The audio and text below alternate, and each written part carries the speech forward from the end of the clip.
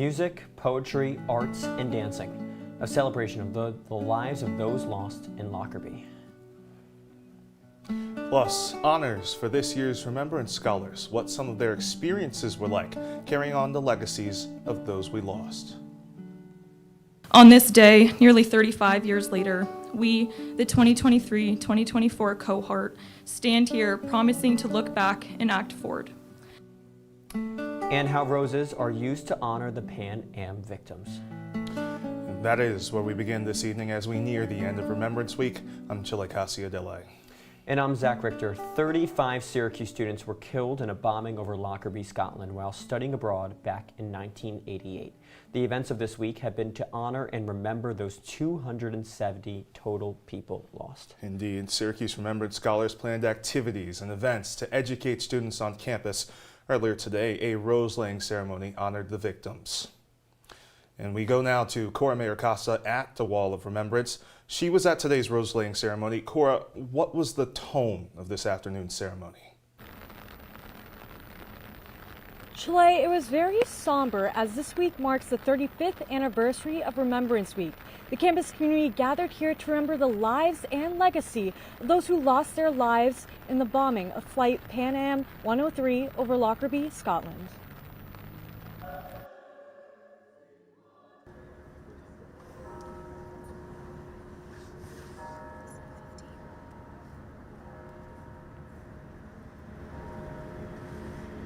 What we've gathered here today to do.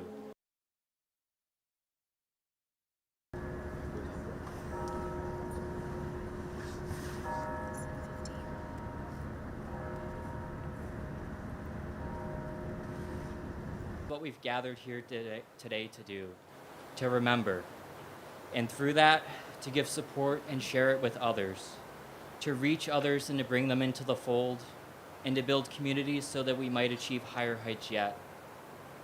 It's a collective action that we've borne witness to as victims' families bonded together, seeking both support and justice in the wake of their loss.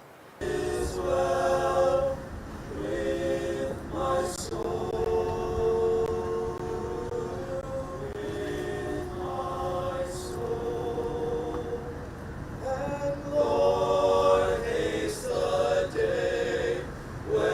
On this day, nearly 35 years later, we, the 2023-2024 cohort, stand here promising to look back and act forward.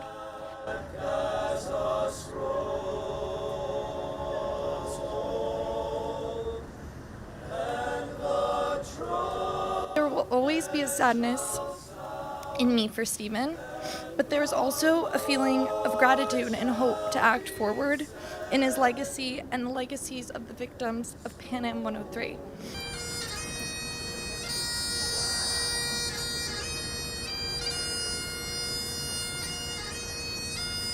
I am one of many Remembrance and Lockerbie scholars who are tasked with remembering the past and honouring the names and lives of those lost. Bond between the places brought together in a tragic moment. To look back and act forward.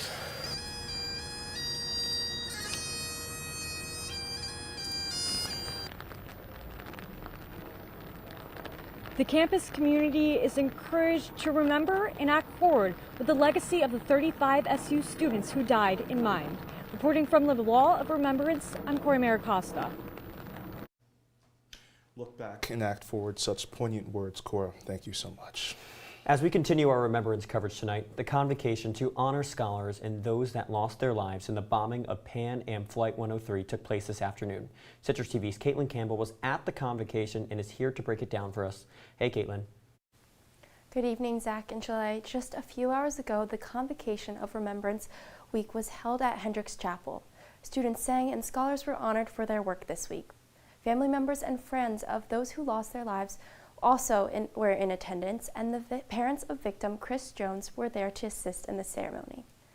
Scholar Hannah Staropinski was the speaker, and she has much to say about the role of a scholar. On this momentous anniversary, we are all faced with a choice. The act of remembering is not simple or easy. It is not enough to wear a pin or lay a rose. The act of remembering requires hard work, difficult work, to take action and make the world a better place, a place that is better than it was in 1988. The convocation is held each year, but the 35th year was symbolic of the 35 Syracuse students that died. Scholar Giovanni Mosca shares his experience of being a scholar. Well, I guess I would just say, to sum it all up, it's been very, very powerful. I mean, getting to understand the gravity of parents that go through everything that's happened surrounding that, including like our relationships now directly, has just been extremely moving, and it's really motivated me to really take. It was truly an honor to be in attendance of this event, and tomorrow will be the last official day of Remembrance Week. For CitrusTV, I'm Caitlin Campbell. Guys, back to you. Caitlin Campbell, thank you so much. And why don't we take a look at who some of these students really were. We'd like to take a moment to honor the 35 SU students lost in the Lockerbie bombing. On your screen, first is Stephen Russell Burrell. He was known for his sense of humor and warm smile. Kenneth John Bissett was a Cornell student studying abroad through SU. He had hoped to become a writer.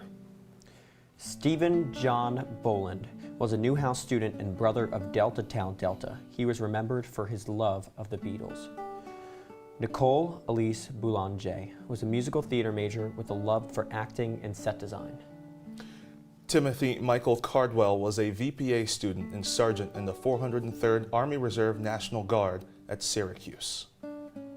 Theodora Theo Cohen had a passion for theater, so much so that she went twice a week while studying abroad in London. Gary Leonard Colasanti was an avid skier and a member of Sigma Alpha Epsilon here at SU. Scott Marsh Corey was said to have an infectious exuberance for life and a great sense of humor. Gretchen Joyce Dater went to the Maryland Institute of Art, but was studying abroad in London through SU. She wanted to teach art to those in elementary school. Shannon Davis studied human development at SU and dreamed to one day operate a daycare for young children. Turin Michael Ergine was an actor and a member of SU's men's lacrosse team.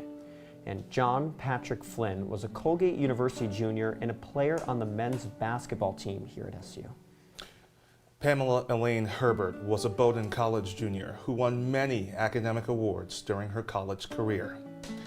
Karen Lee Hunt had a passion for magazine writing and poetry. She was a sister of the Pi Beta Phi fraternity for women. Christopher Andrew Jones was a junior known for his sense of humor and loyalty to his friends.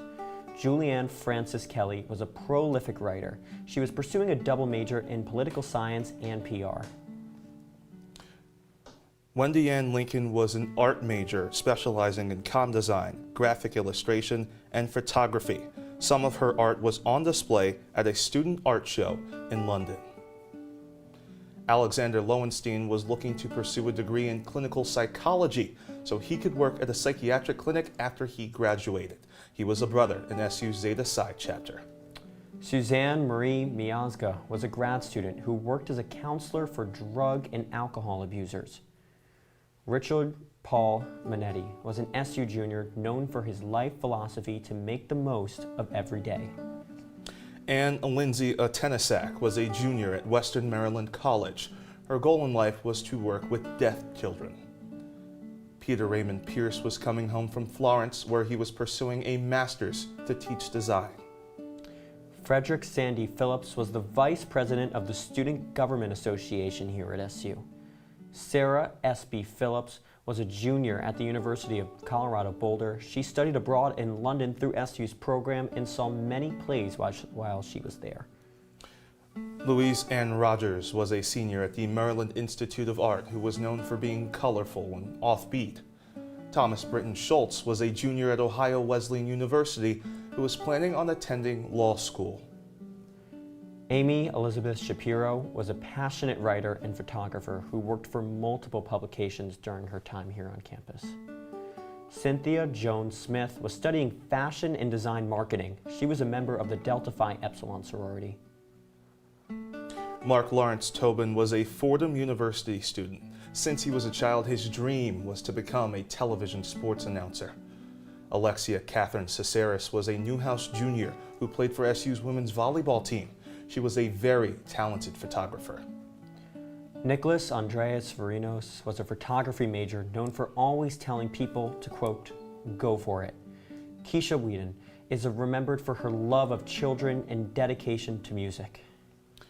Miriam Luby Wolf was a lover of the arts. She studied dance, dramatic literature, acting, and more. Now, two students, Eric and Jason Coker, are no longer being formally represented as part of Remembrance Week. The Coker brothers' parents asked for them to be removed.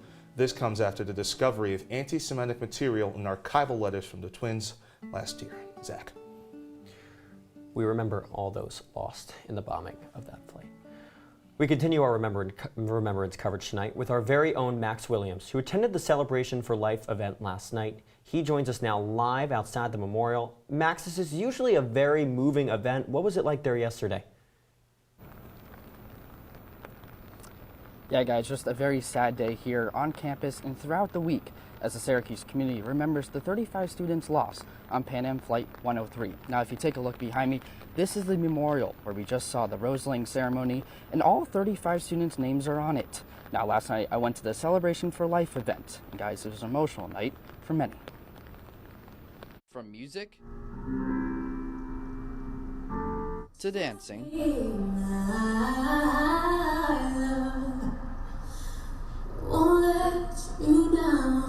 to singing and so much more to remember the students who lost their lives 35 years ago today on Pan Am Flight 103. Still today, I think the second largest terrorist attack in the U.S. next to 9/11. Giovanni is a remembrance scholar representing Miriam Wolf, one of the students on the flight. Known as like an exuberant personality, she was friendly, everyone loved Miriam. A night touching the hearts of many. She was a beautiful soul and someone who really left behind wisdom beyond her years. She wanted to sing and dance her way through life, and I think I would tell her to just keep doing that. 35 Syracuse students gone too soon.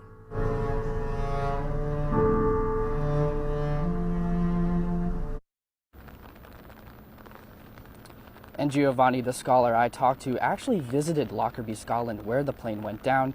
And he said being a scholar this year was so special to him, as he was able to talk to the locals there and even visit the archives that are stored there. But for now, live from the Wall of Remembrance tonight, Max Williams, CitrusTV News. Max, thank you so much. Again, very, very poignant day, very tough day for a lot of us here at SU. Let's reset for a little and take a first look of our weather. Here's Lilly Evans. Lilly. Thank you, Chile. I know we saw from Cora and Max that there is quite some rain out there, so it's about 54 degrees right now with some abrupt showers sweeping through this evening. So if you're going to be heading out tonight, make sure to bring an umbrella and a jacket. Taking a look at tonight, dropping into those 40-degree temperatures, again 48 degrees. Going to be little to no wind out there, so that is definitely good. It's going to be a little chilly, but that's all right, guys. Thank you. Next on News Live at 6, a local animal shelter is finding homes for over 60 beagles. How long it could take before they find new homes.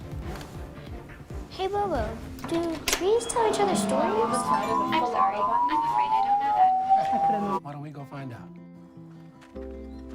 Listen. Can birds draw pictures? I don't have an answer for that. Dad, do stars visit their friends? Look!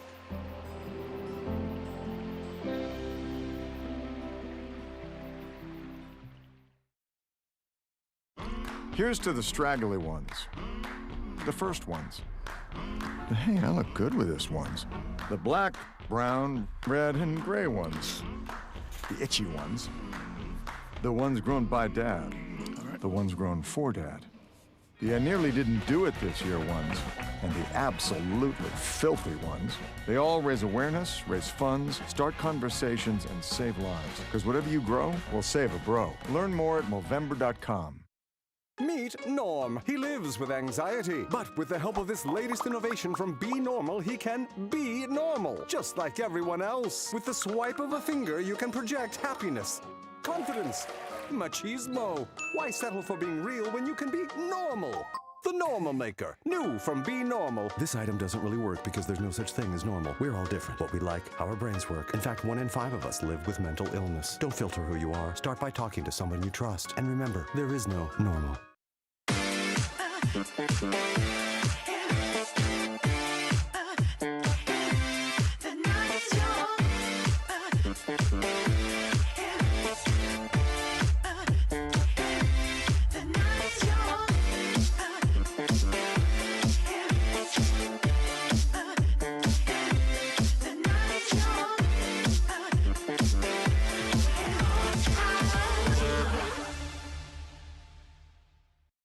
You're watching CitrusTV News live at 6 with Zach Richter, Chilekasi Adele, and Lilly Evans. Now, your campus news leader continues. Welcome back to News Live at 6. This just into our newsroom now. SU is responding to tension on campus over the ongoing war in Gaza. The university acknowledging multiple classroom interactions where students felt unfairly targeted or distressed by conversations involving the war. Now, they also say messages were put on university sidewalks but were removed for violating university policy. An email to students says, in part, that DPS has been conducting increased security assessments since the start of the violence in the Middle East. The university is asking students and staff to remain mindful in how they engage in conversations over the issue, also encouraging students to attend the Interfaith Vigil for World Peace at Hendricks Chapel next Wednesday at 8 o'clock. If you experience an incident of bias or hate, you can visit the Stop Bias and Hate Initiative webpage to report it. Let's stay on the war and update on the Israel-Hamas war. 2 American-Israeli hostages are free after being released by Hamas. The political and military group says a mother and daughter were set free for, quote, humanitarian reasons. Israel has confirmed the release of the hostages. They are now with the Red Cross. The mother is reportedly in poor health. Back in our area, an animal shelter in Onondaga County is caring for over 60 beagles that were taken in last week. Citrus TV's Marie Ashkar tells us where the adoption process stands. Who's this cutie? Who's this cutie? The Central New York Society for the Prevention of Cruelty to Animals deals with issues of animal neglect and mistreatment. Last week, the organization seized 61 beagles that were living in poor conditions in an Oneida County home. The first thing you notice is a smell from the house. I mean, the ammonia smell that comes out from the feces and urine that are inside. They hadn't been let outside, and they hadn't been, the windows hadn't been open. So they were living in this environment of a small house with a huge number of dogs. Since the seizure of the dogs, the Central New York SPCA has received a large amount of donations. These include blankets, laundry detergent, towels, treats, and more. And the next step is to find homes for the beagles. When animals come in, we work them all the way through the process. If they need training, if they need sociability, if they need manners, we work with the dogs before we adopt them out to get them to that point. About 40 applications to adopt the rescue beagles have been approved, meaning that these dogs are on their way to finding their new homes very soon. Sometimes if we get like a massive hoarding case, there's at times we have to leave some of the animals at the said property and come back for them later on. But the fact that we're able to take all these dogs and get them the help that they need was just phenomenal. The director says the outpouring of support and donations from the community has greatly helped the shelter take care of all the beagles, and he's hopeful that they will all find loving families in the next few weeks. Marie Ashkar, Citrus TV News. Thank you, Marie. Lovely work as always. I will have your 5-day forecast when we return. Stay with us. Jason, let's go see your room.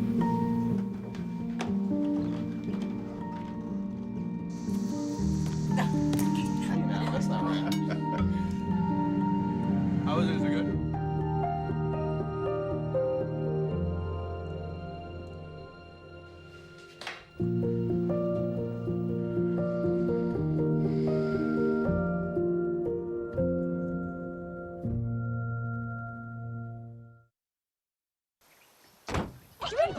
They'll test you. Try to break your will. But however loud the loudness gets, however many cheese puffs may fly, you're the driver, the one in control. Stand firm. Just wait. and move only when you hear the click that says they're buckled in for the drive. Never give up till they buckle up. Did you hear about the pony with a sore throat? He was a little horse. Can I tell you a cat joke? Just kidding. Why couldn't the Why was the basketball court all wet? Why? Because the players kept dribbling all over it. Where'd the cats go on vacation? New York.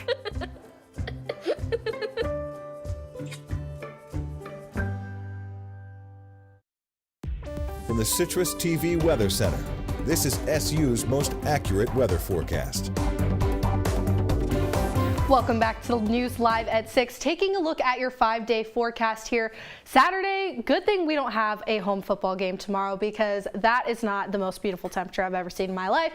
56 degrees and some rain. And Sunday, even colder, probably the first day that we've seen a high in the 40s. So if you're going to be out and about this weekend, make sure to do it on Saturday because Sunday is going to be cold and rainy and not the best time to be out. But going on later in the week, it will warm up a bit. 68 degrees on Wednesday with some clouds, of course, but it will be a little bit warmer. So if you want to go out during the week, that is probably the best time to do so. And soon we are approaching the dreaded daylight savings time. So I put together some times to catch the last few late night sunsets before that happens. Daylight savings is on November 5th. So these are the sunset times for the next 3 weeks. Chile? Lily, thank you. Let's go to Washington now, where House Republicans are moving on from Jim Jordan. GOP members voting in a closed-door session to choose a new nominee for Speaker. Now, this comes after Jordan lost a third vote for Speaker earlier today. Representatives who want their name in the hat will have until Sunday at noon to apply. Republican representatives such as Texas's Pete Sessions, Michigan's Jack Bergman, and Georgia's Austin Scott have already announced bids. House Republicans will resume the process of finding a Speaker on Monday. Congress will be unable to vote on President Biden's proposed $14 billion in aid for Israel with no Speaker of the House. So Congress choosing a new Speaker. Skylar, what sports do we have to choose this weekend? Well, Chile, SU football is not on the docket this week, but we've got soccer and field hockey and baseball coming up all after the break.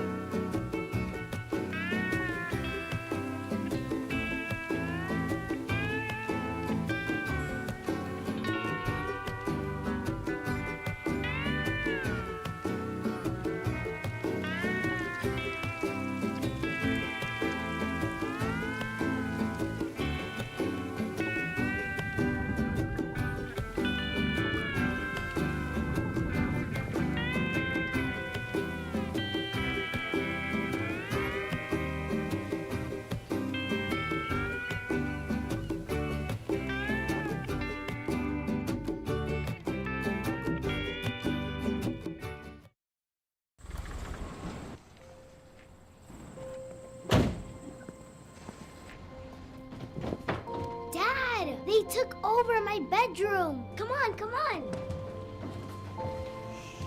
Okay, Dad. 1, 2, 3. Dad!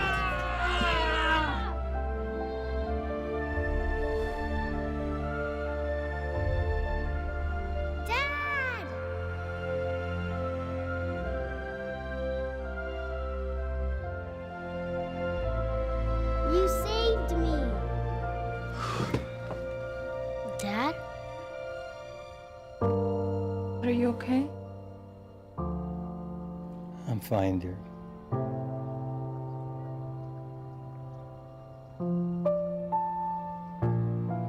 Your hero needs you now, and AARP is here to help.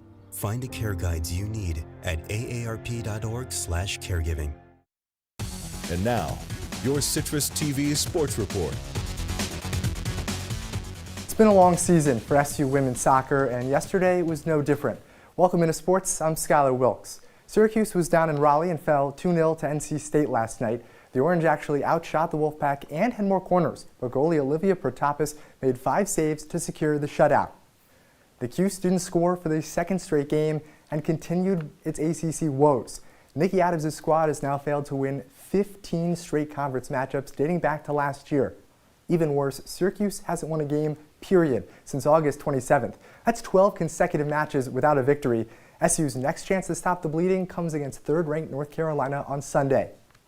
Staying in the South, number 13 Syracuse field hockey leads number 8 Louisville 1-0 near the end of the first quarter right now. The Orange may be second to last in the ACC, but they lead the conference in scoring average. Still, Lynn Farquhar's crew is on a 2-game skid. The Cuse need a win to avoid losing 3 in a row for the first time since the 2021 spring season. This game could be the deciding factor of whether or not SU makes its third straight NCAA tournament. In baseball, the league championship series are heating up and the October Classic is within reach. Both games were played last night, but we'll start with the ALCS between the Rangers and Astros. Game 4 was in Arlington, and Texas had a 2-1 series lead. And the Astros came out of the gates hot. Top of the first, Alex Bregman drills it to right center field. That gets down. 2 runs come in to score, and Bregman gets all the way to third on a triple. Houston puts up 4 runs in the first inning alone. In the 8th, Yordan Alvarez puts the cherry on the top with his 3rd on RBI of the game. Houston takes Game 4 10-3 and ties the series up at 2. And the Astros had a phenomenal game all around. Yordan Alvarez, 2 for 4, 3 RBIs. And him and Jose Abreu also shined as well, went deep once. They're the first time in franchise history that 2 players have gone deep in the same game in the first 8 games as well. But now out in Phoenix, the NLCS with the Diamondbacks and Phillies was much closer. In Chile, watch at your own risk.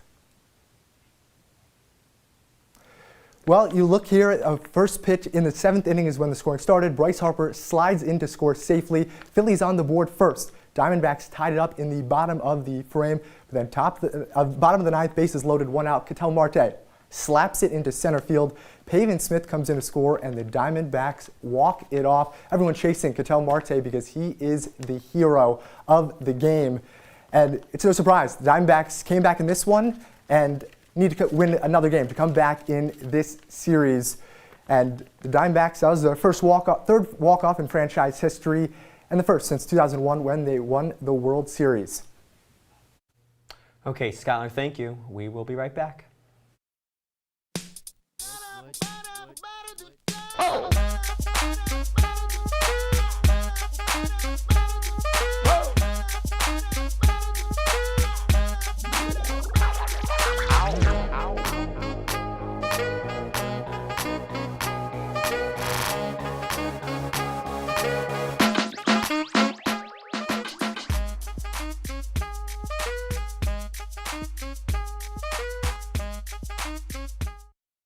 When I was in foster care, I never knew when I would have to move, so I always had my suitcase ready to go.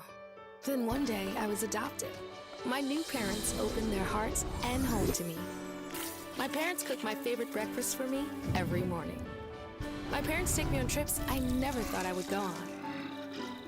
They gave me a home and an even better reason to use that suitcase.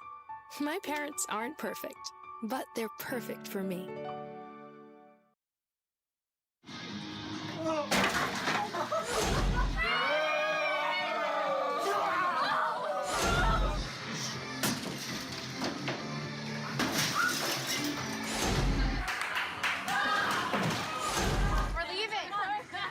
Most party fouls are pretty dumb.